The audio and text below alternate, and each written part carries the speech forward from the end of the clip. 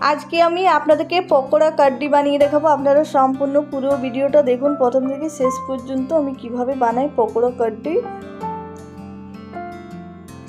আর প্রথমে আমি পকোড়া বানিয়ে নেব। তার জন্য একটা থালার মধ্যে নিয়ে নিলাম পেঁয়াজ কুচি। আর পেঁয়াজটা দেখুন আমি লম্বা লম্বা করে কেটেছি পাতলা করে, তাহলে পকোড়াটা ভালো হবে। তার সঙ্গে দিয়ে দিলাম কাঁচা লঙ্কা কুচি, দিয়ে দিলাম পরিমাণ মতো নুন, দিয়ে দিচ্ছি হলুদ গুঁড়ো। এবারে ভালো করে মিশিয়ে নেব নুন হলুদ গুঁড়ো পেঁয়াজের সঙ্গে। আর ভালো করে মিশিয়ে নিয়েছি। এবারে এর মধ্যে দিয়ে দিচ্ছি বেসন। আমি এখানে 4 চামচ মতন বেসন দিয়ে দিলাম। আর এবারে ভালো করে মিশিয়ে নেব। আর একটু জল,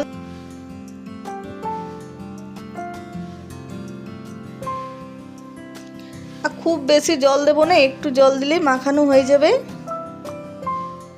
আর দেখুন খুব সুন্দর মাখানো হয়ে গেছে পকোড়ার জন্য। খুব বেশি বেসন দিলে, এইরকম হালকা বেসন দিলে পকোড়া খেতে বেশি ভালো লাগে।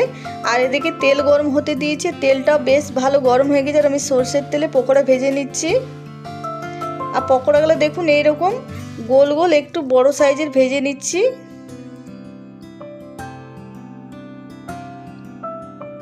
আর পকোড়া খুব সুন্দর ভাজা হয়ে গেছে, তুলে নিচ্ছি। একইভাবে সব পকোড়া ভেজে নেব।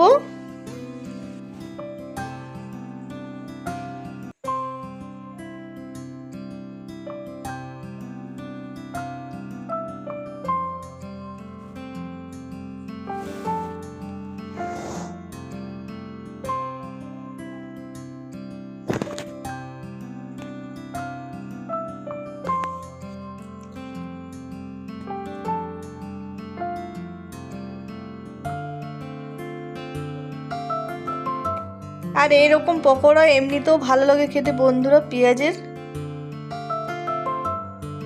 আর একে একে দেখুন সব পকোড়া আমার ভাজা হয়ে গেল। আর এবারে একটা বড় পাত্রে আমি নিয়ে নিচ্ছি এখানে দই। আমি এখানে টক দই ব্যবহার করেছি। আর কাড্ডিতে কিন্তু টক দই লাগে, তার জন্য আমি এখানে টক দই দিয়েছি। তার সঙ্গে দিয়ে দিলাম বেসন এখানে 4 চামচ মতো।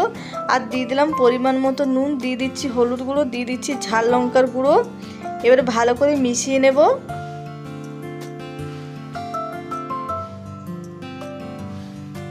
একটু জল দিয়ে প্রথমে ভালো করে মিশিয়ে নেব।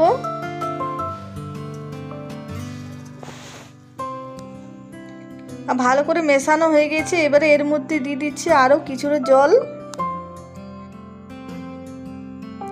আর এবারে কড়াই চাপিয়ে দিয়েছি গরমও হয়ে গেছে কড়াইটা। কড়াইয়ের মধ্যে দিয়ে দিলাম সরষের তেল, দিয়ে দিলাম শুকনো লঙ্কা দুটো, দিয়ে দিচ্ছি ধনে, গোটা ধনে, দিয়ে দিচ্ছি গোটা জিরে, দিয়ে দিচ্ছি গ্রেট করা আদা, দিয়ে দিচ্ছি চেরা কাঁচা লঙ্কা। আর এবারে দিয়ে দেবো এর মধ্যে কারি পাতা। আর এবারে এগুলো হালকা ভেজে নেব। আর এগুলো ভাজা হয়ে গেছে।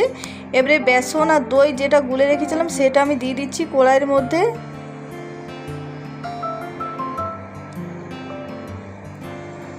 আর এর মধ্যে আমি আবার জল দিয়ে দিলাম। আর এটা মিডিয়াম আঁচে রান্না করে নেব, তাহলে ভালো হবে, যাতে বেসনের কাঁচা গন্ধটা চলে যায়।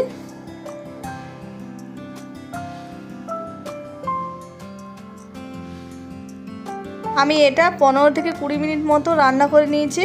এবারে ভেজে রাখা পকোড়া আমি দিয়ে দিচ্ছি। আর পকোড়াটা দিয়ে আরও 5 মিনিট রান্না করে নামিয়ে নেব।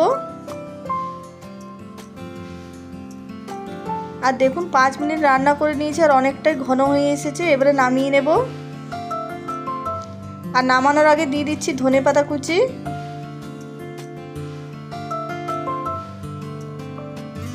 আর ডাবুর মধ্যে আমি দিয়েছি তেল গরম হতে। তেলটা গরম হয়ে গেছে, আর আমি সরষের তেলে গরম হতে দিয়েছি। তার মধ্যে দিয়ে দিলাম সরষে, আর সরষেটা ভাজা হয়ে গেছে। আর এবারে দিয়ে দিলাম কাশ্মীরি লঙ্কার গুঁড়ো। আর এবারে কাড্ডির মধ্যে আমি দিয়ে দিচ্ছি এটা। আর দেখুন পকোড়া কাড্ডি হয়ে গেল। এটা ভাত রুটির সঙ্গে খেতে দারুণ লাগে বন্ধুরা। আজকের ভিডিওটা পছন্দ হলে প্লিজ লাইক শেয়ার কমেন্ট করবেন। আর যারা নতুন দেখছেন তারা অবশ্যই আমার চ্যানেলটা সাবস্ক্রাইব করবেন।